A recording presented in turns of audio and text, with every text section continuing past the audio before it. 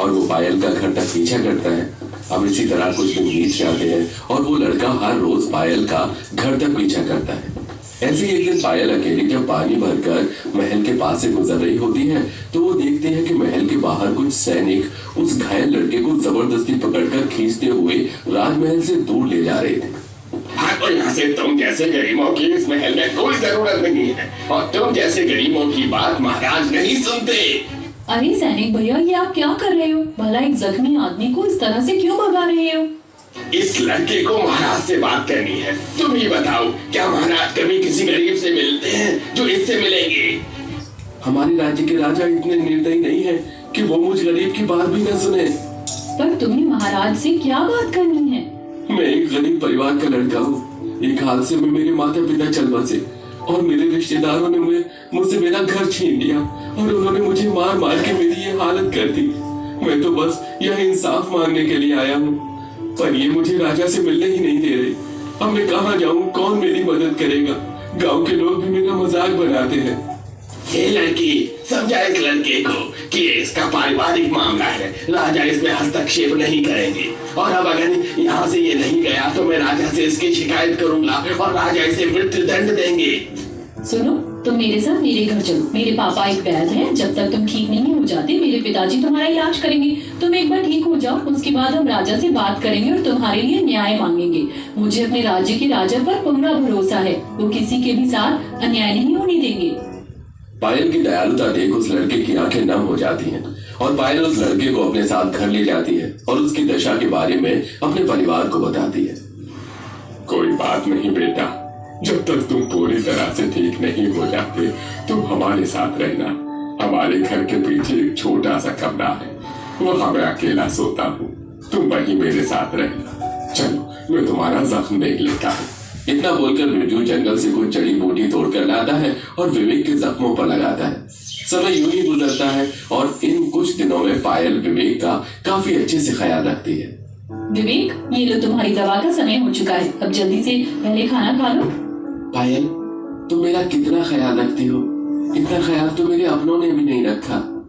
अब समय यूं ही गुजरता है और इन कुछ दिनों में पायल और विवेक की अच्छी दोस्ती हो जाती है।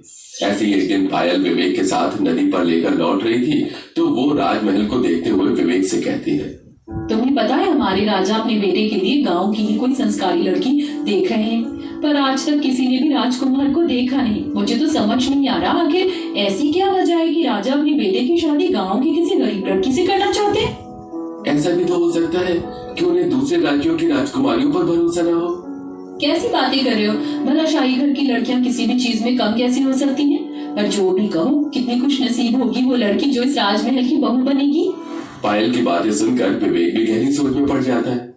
कुछ देर बाद वे दोनों राजमहल के बाहर से पायल के घर जाते हैं। समय यूं ही गुजरता है और एक दिन पायल की पड़ोसन उसके घर आती है, जहाँ वो विवेक को बिरजू के साथ बैठकर दवाई बनाता देख बातें बनाने लगती है। अब इसी तरह कुछ दिन बीत जाते हैं और एक दिन जब पूरा परिवार सो रहा होता है तो पायल के कमरे में एक चोर घुस आता है, पर सही समय पर पायल की आंख खुल जाती है और वो अंधेरे होने का फायदा उठाकर पास में बड़ा डंडा लेकर चोर के सिर पर मारती है और उसके हाथ पैर बांधकर उसे अपने कमरे के बाहर एक खंभे से बांध देती है। और अगली सुबह जब बिरजू और विवेक उस चोर को घर के बाहर देखते हैं तो वो काफी ज्यादा डर जाते हैं, जिसके बाद पायल अपने घर वालों से कहती है, डरिए मत बाबा, आपकी बेटी बहुत बहादुर है। इस चोर को मैंने अच्छे से सबक सिखा दिया है, बस आज इसे राज दरबार में पेश करना है ताकि राजा इसे सजा दे सके। और लगी हाथ मैं विवेक के लिए भी बात कर लूंगी, आखिर उसे भी तो इंसाफ चाहिए। अब पायल उस चोर को राज दरबार में पेश करती है, जहाँ राजा उस चोर को उसके किए की सजा देते हैं और घर जाकर विवेक पायल से उसका हाथ मांगता है। हाँ, सब कितने अच्छे हैं, मेरे बारे में कितना सोचते हैं, वरना आज के समय में भला कौन एक अनाथ की मदद करता है, उसे रहने और खाने को देता है। सच में पायल, तुम बहुत बहुत बहादुर, होशियार और समझदार हो, साथ ही साथ संस्कारी भी। तुमने ये आज साबित कर दिया। क्योंकि विवेक का इस दुनिया में कोई नहीं था, इसलिए बिरजू भी इस रिश्ते के लिए मना नहीं करता और अपनी बेटी की शादी एक छोटे से मंदिर में विवेक से करवा देता है। और शादी के बाद विवेक अपने बारे में पायल और उसके पूरे परिवार को अपना सच बताता है। रोहन, बीमारियां हर जगह हैं और मैं अपनी शादी जैसे पवित्र रिश्ते को झूठ के सहारे शुरू करना नहीं चाहता। मुझे तुम्हारी जैसी एक संस्कारी और समझदार लड़की की तलाश थी, जो कि मुझे मिल गई। और मैं कोई साधारण गरीब लड़का नहीं हूँ, मैं राजा विक्रम का बेटा हूँ। क्या तुम एक राजा के बेटे हो? तुम सच कह रहे हो? पर तुमने सबसे अपनी पहचान छुपा कर क्यों रखी? इसके पीछे भी एक रहस्य है।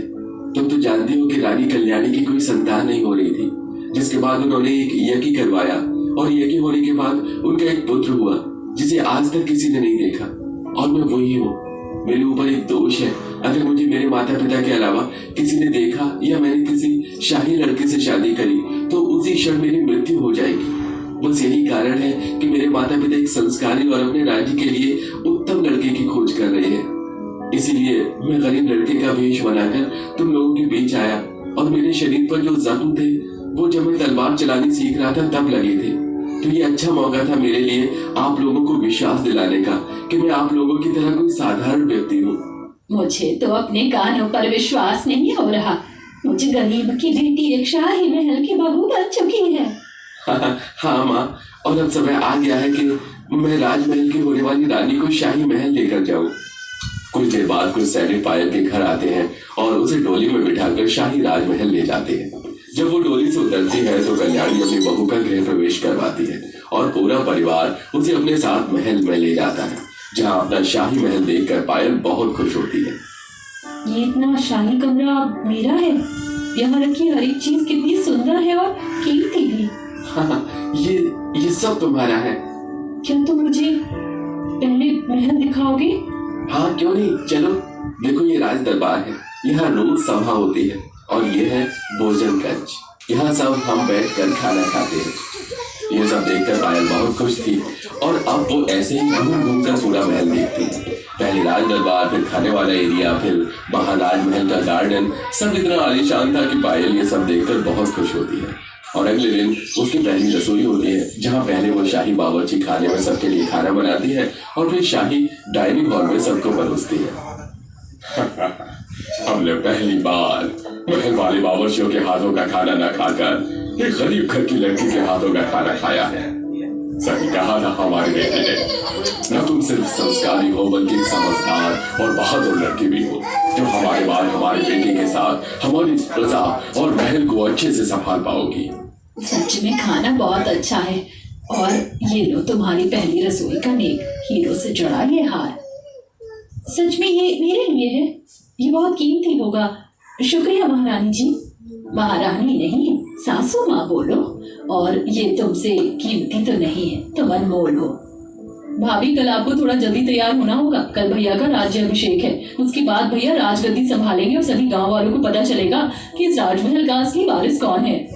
अब अगले दिन पूरा परिवार सुबह जल्दी तैयार होता है और दूध से विवेक को नहलाया जाता है और उनका राज्य अभिषेक होता है। और पहली बार सभी गांव वाले विवेक को देखते हैं और उसी दिन पायल की मुंह दिखाई भी होती है। मेरे बेटे के साथ आज मेरी बहू की मुंह दिखाई भी है, इसलिए आप सब मुंह दिखाई के बाद हमारे राजमहल में खाना खाना और सभी अपना इनाम लेकर जाना। यह गरीब लड़का जिसको कोई सहारा नहीं दे रहा था, खाने को खाना नहीं दे रहा था, ये राजा का बेटा निकला। इसका मुंह ही पायल की तो किस्मत ही खुल गई। गरीब से सीधा शाही महल की रानी बन गई। विवेक और पायल को राजा रानी के रूप में देखकर कुछ गांव वाले जलते हैं तो कुछ खुश होते हैं। अब इसी तरह कुछ दिन बीत जाते हैं और पायल अपने पति के साथ रानी की तरह श्रृंगार करके अपने घर वालों से मिलने जाती है, जहाँ पूरा गांव पायल से मिलने आता है और उसकी सहेली भी। वाह पायल, तेरे तो भाग खुल गए। ओह माफ करना रानी पायल जी, मैं सच में तेरे लिए बहुत खुश हूँ। तुम मुझे मेरे नाम से ही बुला, समझी? हम हमेशा दोस्त रहेंगे। इस तरह रानी बनने के बाद पायल सबसे मिलने जाती है और सब उसे आशीर्वाद देते हैं, जिसके बाद पायल अपने पति के साथ न सिर्फ अपना राज्य बल्कि राजमहल भी अच्छे से संभालती है।